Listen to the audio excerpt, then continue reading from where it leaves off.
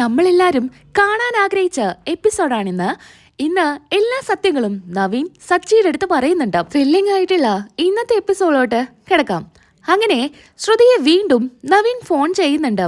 ഭീഷണിപ്പെടുത്തി പലതവണ ശ്രുതിയോട് പൈസ ചോദിച്ച് വാങ്ങിച്ചിട്ടുണ്ടെങ്കിലും ഇത്തവണ വിളിക്കുന്നത് നവീന്റെ അവസാനത്തെ വിളിയായിരിക്കും. ഇത്തവണ കൂടുതൽ പൈസയാണ് നവീൻ ആവശ്യപ്പെടുന്നത്. നവീന്റെ ഫോൺ കാണുമ്പോഴേക്കും ശ്രുതി ആകെ വെപ്രാളപ്പെടുകയാണ്. പെട്ടെന്ന് ആരും കാണാതെ റൂമിന്റെ ഡോറൊക്കെ അടച്ച് ശ്രുതി ഫോൺ എടുക്കുന്നുണ്ട്. നിന്റെ അടുത്ത് പലതവണ ഞാൻ പറഞ്ഞിട്ടില്ലേ എന്നെ ഇങ്ങനെ ശല്യം ചെയ്യാനായിട്ട് വിളിക്കരുതെന്ന്. വീണ്ടും വീണ്ടും നീ എന്തിനാ എന്നെ ഇങ്ങനെ വിളിച്ചോണ്ടിരിക്കുന്നേ? കല്യാണി, നീ പതിയെ സംസാരിക്കേ. അവിടെയുള്ളവരൊക്കെ നിന്റെ ഈ സംസാരം കേട്ട് കഴിഞ്ഞാ അവരൊക്കെ സംശയിക്കില്ലേ? നീ പറ, എന്തിനാ നീ എന്നെ വിളിച്ചത്? ഞാൻ പറയാം. നിന്നോട് ഞാന് മാസം 50,000 രൂപ എന്റെ അക്കൗണ്ടിലോട്ട് കറക്റ്റായിട്ട് അയക്കണമെന്ന് പറഞ്ഞതല്ലേ? ഇപ്പൊ 2 മാസമായിട്ട് നീ എന്താ പൈസ അയക്കാത്തെ?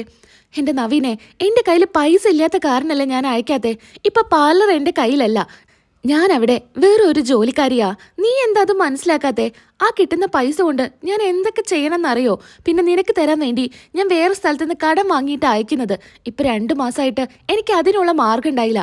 അതുകൊണ്ടാ. നിന്റെ സങ്കടം എനിക്ക് മനസ്സിലാവുന്നുണ്ട്. എന്നാ ഇനി തൊട്ട് നീ മാസം 50,000 രൂപ അയക്കണ്ട. ഇത് കേട്ട് ശ്രുതിക്ക് സന്തോഷാവുന്നുണ്ട്.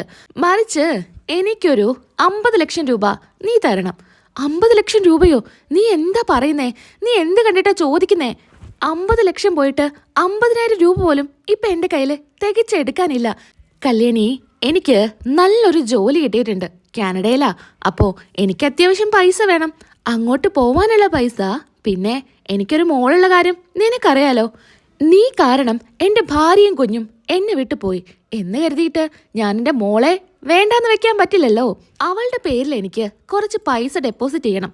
അതിനെല്ലാം കൂടെ ചേർത്താണ് ഈ 50 ലക്ഷത്തിന്റെ കാര്യം നിന്റെ അടുത്ത് പറഞ്ഞേ.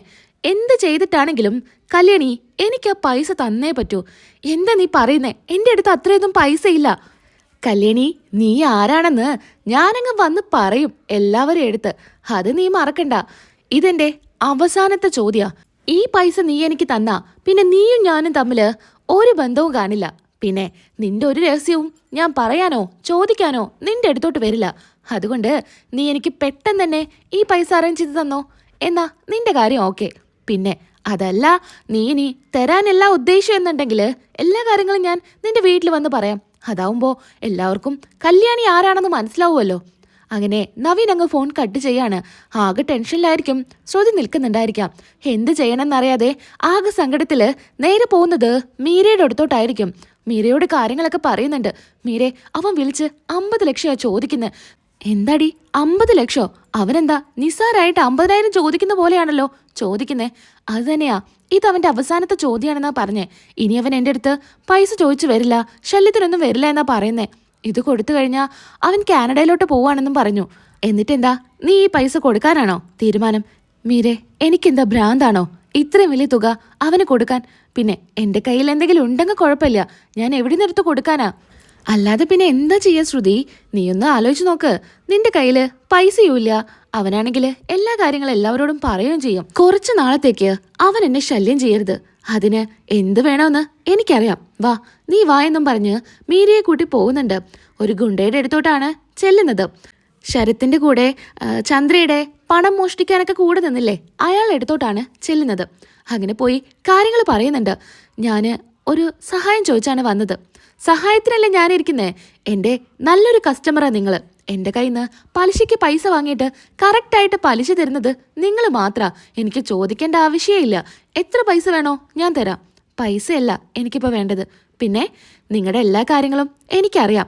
പലിശയ്ക്ക് പൈസ കൊടുക്കുക മാത്രമല്ല മറ്റു പല കാര്യങ്ങളും നിങ്ങൾ ഇതിൻ്റെ ഇടയിൽ ചെയ്യുന്നുണ്ടെന്ന്. എനിക്കൊരാളുടെ കൈയും കാലും തല്ലി ഒടിക്കണം. എന്നെ ശല്യം ചെയ്യുന്ന ആളാ. ഒരുപാട് നാളായി തുടങ്ങിയിട്ട്. ഏതു നേരം പൈസ ചോദിച്ചെന്നെ ശല്യപ്പെടുത്താം. അയാളുടെ കൈയും കാലും ഓടിക്കാൻ നിങ്ങൾക്ക് എത്ര പൈസ വേണം? നിങ്ങളെ ശല്യം ചെയ്യുന്ന കാര്യമല്ലേ? പൈസയുടെ കാര്യമൊക്കെ അവിടെ നിൽക്കട്ടെ, ബാക്കി അയാളുടെ ഡീറ്റെയിൽസ് ഒക്കെ താ. അങ്ങനെ ഫോട്ടോയും അയാളുടെ ഡീറ്റെയിൽസൊക്കെ ശ്രുതി കൊടുക്കുന്നുണ്ട്. ഇയാളിനി 2 മാസത്തേക്ക് എഴുന്നേറ്റ് നടക്കരുത്. അതിനുള്ളത് നിങ്ങൾ ചെയ്താൽ മതി. ഇതും പറഞ്ഞ് ശ്രുതി അവിടുന്ന് പോകുന്നുണ്ട്. കാര്യങ്ങളെല്ലാം ഞാൻ ഏറ്റു എന്ന് അയാൾ പറയുന്നു. ഗുണ്ട അങ്ങനെ നവീനെ വിളിച്ചു വരുത്താണ് ചെയ്യുന്നത്. എന്നോട് എന്തിനാ ഇങ്ങോട്ട് വരാൻ വേണ്ടി പറഞ്ഞേ? നിങ്ങൾക്ക് കുറച്ച് പൈസ തരാനുണ്ട്. അതാ. ശ്രുതി പറഞ്ഞതായിരിക്കും അല്ലേ? ആ ശ്രുതി പറഞ്ഞു തന്നെയാ. നിങ്ങൾക്ക് എത്രയാ വേണ്ടത്? ഞാൻ അവളുടെ അടുത്ത് പറഞ്ഞത് 50 ലക്ഷം. അത് മുഴുവനായിട്ടും കിട്ടിയിരുന്നെങ്കിൽ നന്നായേനെ. അത്രയേ ഉള്ളൂ. നിനക്ക് 50 ലക്ഷം മുഴുവനായിട്ടും ഞാൻ തരാം. അങ്ങനെ അവിടെ കൂടിയിട്ടുള്ള ഗുണ്ടകളെല്ലാം ചേർന്ന് നവീനെ അടിക്കുന്നുണ്ട്. നിങ്ങൾ എന്താ കാണിക്കുന്നേ? എന്നെ വീട്. നിങ്ങൾക്ക് ആരാ ശ്രുതി എന്ന് അറിയാത്ത കാരണ നിങ്ങളൊന്ന് വീടുന്നുണ്ടോ എന്നൊക്കെ പറയുമ്പോഴും തല്ലിച്ചതക്കാണ്. കയ്യും കാലൊക്കെ അടിച്ച് ഓടിക്കുന്നുണ്ട്. അങ്ങനെ നേരെ റോട്ടിൽ കൊണ്ടുപോയിടുകയാണ്. ഈ സമയത്ത് സച്ചി ആ വഴിക്ക് വരികയാണ്. ഇങ്ങനെ ഒരാൾ കിടക്കുന്ന കാണുമ്പോൾ സച്ചിക്ക് സഹിക്കാൻ പറ്റില്ലല്ലോ. സച്ചി വണ്ടി നിർത്തി നേരെ ഇറങ്ങി അയാളെ വിളിക്കുന്നുണ്ട്. എണീക്കുന്നില്ല. ആകെ ചോരയിൽ കുളിച്ചായിരിക്കും കിടക്കുന്നുണ്ടായിരിക്കാം. അങ്ങനെ സച്ചി എടുത്ത് കാറിൽ കയറ്റി നേരെ ഹോസ്പിറ്റലിലോട്ട് കൊണ്ടുപോവാണ്. അപ്പോഴൊന്നും സച്ചിക്ക് മനസ്സിലാവുന്നില്ല ഇയാളാണ് അന്ന് അടിച്ച് ഓടിച്ചത് വണ്ടിയിൽ നിന്നെന്ന്, ശ്രുതിയുടെ കല്യാണത്തിൻ്റെ അന്ന്. കാര്യമായിട്ടുള്ള പരിക്കുള്ളത് കൊണ്ട് തന്നെ ആള് കുറച്ചു നേരം ഒബ്സർവേഷനിലായിരിക്കും. ഈ സമയത്ത് സച്ചി പുറത്ത് കാത്തു നിൽക്കുന്നുണ്ടായിരിക്കും. ബോധം വന്നതിന് ശേഷം ഡോക്ടർ പറയുന്നുണ്ട് ആൾക്ക് ബോധം വന്നിട്ടുണ്ട്, ഞാനൊന്ന് പോയി കണ്ടോട്ടെ, അയാളെ ഡീറ്റെയിൽസ് ഒന്നും എനിക്കറിയില്ല. അങ്ങനെ സച്ചി കയറി കാണുന്നുണ്ട്. കാണുന്ന സമയത്ത് ഇയാൾക്ക് മനസ്സിലാവാണ് സച്ചി അന്ന് ഈ പ്രശ്നങ്ങളൊക്കെ ഉണ്ടാക്കിയ ആളാണെന്ന്. സച്ചിക്കും ആളുടെ മുഖം വ്യക്തമായിട്ട് മനസ്സിലാവാണ് ഇയാളല്ലേ അന്ന് കാറിൽ വെച്ച് ഒരു പെൺകുട്ടിയെ കുറിച്ച് മോശമായിട്ട് സംസാരിച്ച് ഞാൻ ഇറക്കി വിട്ടത്. നല്ല കണക്കിന് എൻ്റെ കയ്യിൽ നിന്ന് കിട്ടുകയും ചെയ്തതല്ലേ. നീയാണല്ലേ? നിന്നെയാണോ ഞാൻ ഈ ഹോസ്പിറ്റലിലോട്ട് കൊണ്ടുവന്നത്? ഇപ്രാവശ്യം ഏത് പെൺകുട്ടിയെ കുറിച്ച് മോശമായി സംസാരിച്ചിട്ടാ നിനക്ക് അടി കിട്ടിയേ? നിങ്ങൾ വിചാരിക്കുന്ന പോലെയൊന്നുമല്ല കാര്യങ്ങള്. അന്ന് ഞാൻ ആ പെൺകുട്ടിയെ കുറിച്ച് മോശമായിട്ട് സംസാരിച്ചിട്ടുണ്ടെങ്കിൽ അവൾ അതുപോലത്തെ ഒരു പെണ്ണായിരുന്നു. അതുകൊണ്ടാ അന്നത്തെ ദിവസം അവൾക്ക് ഒരു കുഞ്ഞുണ്ടെന്നൊക്കെ മറച്ചു വെച്ച് ഒരാളെ കല്യാണം കഴിക്കാൻ പോവായിരുന്നു. നിങ്ങളന്ന് എന്നെ തല്ലി ഓടിച്ചില്ലായിരുന്നെങ്കിൽ അന്ന് ആ കല്യാണം നടക്കില്ലായിരുന്നു. നിങ്ങൾ ഏത് പെൺകുട്ടിയുടെ കാര്യമാണ് പറയുന്നേ? ഇവിടെ അടുത്ത ഒരു ബ്യൂട്ടി പാർലർ നടത്തുന്നുണ്ട്, ചന്ദ്ര ബ്യൂട്ടി പാർലർ. ഇപ്പത് മാറ്റി ഗ്രീൻ ബ്രാൻഡ് എന്ന് ആക്കിയിട്ടുണ്ട്. ഇയാൾ എന്താ പറയുന്നേ? നിങ്ങൾ പറയുന്നത് ശ്രുതി എന്ന് പറയുന്ന ആളെയാണോ? അതെ, ശ്രുതി. അവളുടെ പേര് ശ്രുതി എന്നല്ല, കല്യാണി എന്നാ. കല്യാണി എന്നോ? ഈ ശ്രുതി എന്ന് പറയുന്ന ആളെ നിങ്ങൾക്കറിയോ? എനിക്കറിയാം. അല്ല, അവളുടെ പേര് ശ്രുതി എന്നല്ല, കല്യാണി എന്നാ. കല്യാണിയോ? കല്യാണി.